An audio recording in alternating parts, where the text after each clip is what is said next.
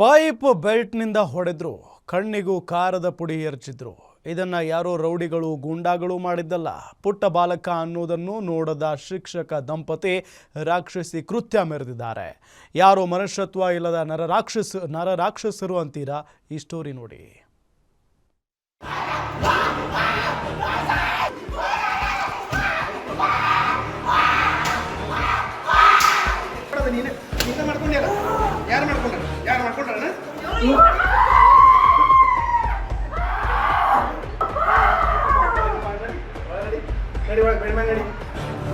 ಚೀರಾಟ, ಕೂಗಾಟ, ಕಣ್ಣೀರಿಡುತ್ತಾ ಅಂಗಲಾಚಿದ್ರು ಗೋಗರೆದ್ರು ಬಿಡದ ಪಾಪಿಗಳು. ಈ ದೃಶ್ಯ ನೋಡಿದ್ರೆ ಎಂಥವರಿಗೂ ರಕ್ತ ಕುದಿಯುತ್ತೆ. ಅಷ್ಟಕ್ಕೂ ಈ ಕ್ರೌರ್ಯ ಮೆರೆದಿರೋದು ಯಾವುದೋ ರೌಡಿಗಳು ಗೂಂಡಾಗಳಲ್ಲ, ಬದಲಿಗೆ ಮಕ್ಕಳಿಗೆ ತಿದ್ದಿ ಬುದ್ಧಿ ಹೇಳುವ ಮನುಷ್ಯ ರೂಪದ ರಾಕ್ಷಸ ಶಿಕ್ಷಕ.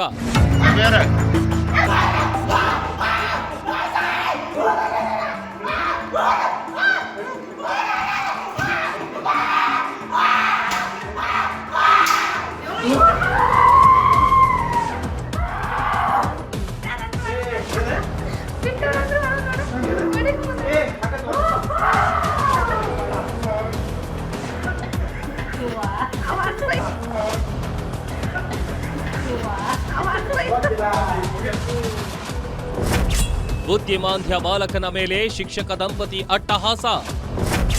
ಕರುಣೆ ಇಲ್ಲದೆ ರಕ್ತ ಹೆಪ್ಪುಗಟ್ಟುವಂತೆ ಥಳಿಸಿ ಪೈಶಾಚಿಕ ಕೃತ್ಯ. ಎಲ್ಲೋಯ್ತು ಮಾನವೀಯತೆ? ಇದೆಂಥ ವರ್ತನೆ?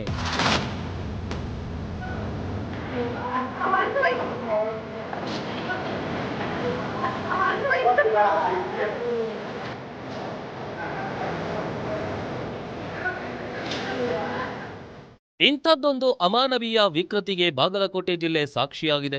ಬಾಗಲಕೋಟೆಯ ನವನಗರದ 54ನೇ ಸೆಕ್ಟರ್ನಲ್ಲಿರೋ ದಿವ್ಯಜ್ಯೋತಿ ಅಂಧ ಮಕ್ಕಳ ಶಾಲೆಯಲ್ಲಿ ಶಿಕ್ಷಕ ಹಾಗೂ ಆತನ ಹೆಂಡತಿ ಬುದ್ಧಿಮಾಂದ್ಯ ಬಾಲಕನೊಬ್ಬನ ಮೇಲೆ ಅಟ್ಟಹಾಸ ಮೆರೆದಿದ್ದಾರೆ. ಬೆಲ್ಟ್ ಹಾಗೂ ಪ್ಲಾಸ್ಟಿಕ್ ಪೈಪ್ನಿಂದ ಮನಸ್ಸೋ ಇಚ್ಛೆ ಥಳಿಸಿ ಖಾರದ ಪುಡಿ ಎರಚಿ ದೌರ್ಜನ್ಯ ಎಸಗಿದ್ದಾರೆ. ಶಾಲೆಯ ಮುಖ್ಯಸ್ಥನಾಗಿರೋ ಅಕ್ಷಯ್ ಇಂದೋಲ್ಕರ್ ಮೃಗೀಯ ವರ್ತನೆಗೆ ಎಲ್ಲೆಡೆ ಆಕ್ರೋಶ ವ್ಯಕ್ತವಾಗ್ತಿದೆ.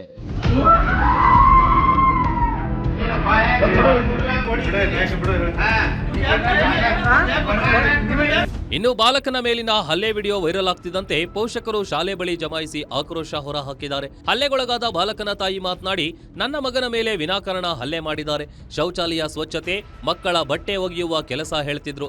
ಇದನ್ನ ನಿರಾಕರಿಸಿದಾಗ ಏಕಾಏಕಿ ಹಲ್ಲೆ ಮಾಡಿದ್ದಾರೆ. ಇದರಿಂದ ನಮ್ಮ ಮಗನಿಗೆ ಬಾಸುಂಡೆ ಬರೋ ರೀತಿ ಹಲ್ಲೆ ಮಾಡಿದ್ದು ಇಂಥವರ ವಿರುದ್ಧ ಸೂಕ್ತ ಕ್ರಮವಾಗಬೇಕು ಅಂತ ಒತ್ತಾಯಿಸಿದ್ದಾರೆ.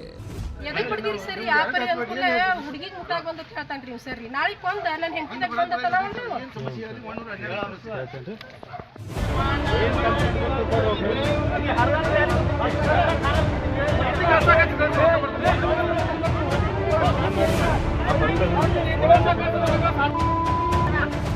ಬುದ್ಧಿಮಾಂದ್ಯ ಮಕ್ಕಳ ವಸತಿ ಶಾಲೆ ನಡೆಸುತ್ತಿರೋ ಮುಖ್ಯಸ್ಥ ಅಕ್ಷಯ್ ಮಹಾರಾಷ್ಟ್ರ ಮೂಲದವರು ಎನ್ನಲಾಗಿದೆ.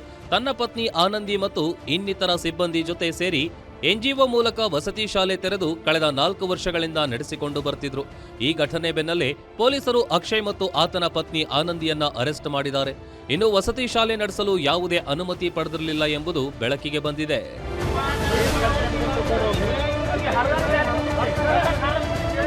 ಒಟ್ನಲ್ಲಿ ಮಕ್ಕಳನ್ನ ದೇವರಂತೆ ಕಾಣುವ ಇಂದಿನ ಕಾಲದಲ್ಲಿ ವಸತಿ ಶಾಲೆಯ ಮುಖ್ಯಸ್ಥನೊಬ್ಬ ಮೃಗೀಯ ವರ್ತನೆ ತೋರಿರೋದು ಮಾತ್ರ ಖಂಡನೀಯ. ಇಂಥವರ ವಿರುದ್ಧ ಸೂಕ್ತ ಕಠಿಣ ಕ್ರಮವಾಗಬೇಕು ಎನ್ನುವುದು ಸಾರ್ವಜನಿಕರ ಆಗ್ರಹ.